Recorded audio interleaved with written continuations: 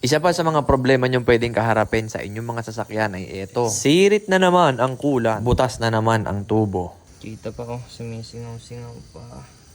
Buti na lang nga at habang nakatigil tsaka yan sumirit. Pag nangyari sa inyo yan at nakatigil, don't panic. Palitan nyo lang ng tubo. Kaya naman sinilip ko lahat at ito lang ang nakita kong kailangan palitan. Malutong na kasi. Sira. Kailangan natin bumili kahit pansamantalang tubo lang. Second hand problems.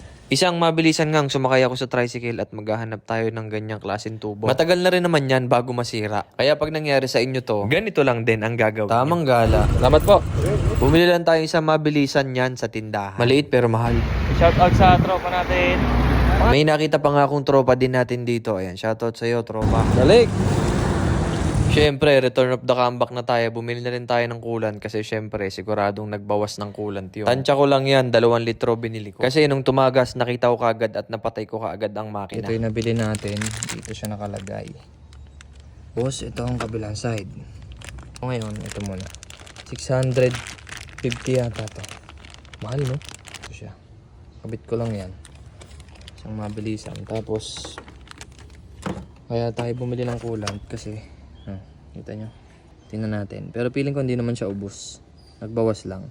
Swerte pa ako sa nangyari sa akin kasi nakatigil lang ako sa Gedli. Kung sa inyo man mangyari yan, don't worry kung tumagas ang kulan nyo. Tumabi lang kayo sa gilid ng safe. Kung marunong kayo maggawa, i-trace nyo at gawin nyo yung ginawa ko. Kung hindi naman ay tumawag na kayo sa tropa. Hindi agad madadamage ang makina nyo kung nagtatagas yan ng kulan. Pero once na alam nyo na tumatagas, patayin nyo na kagad yung makina at wag nyo nang paandar. At wag nyo ring basta-basta bubuksan ang radiator cap nyo ha. Delicates yun.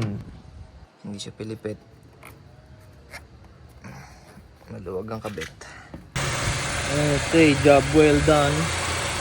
May natira pa sa 2 litro natin. Buti hindi siya naubos lahat.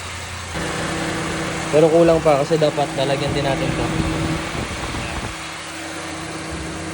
Siguro mga kalahating litro doon. Kulang-kulang. Pero ngayon, job well done. Magagamit na uli yung kotse.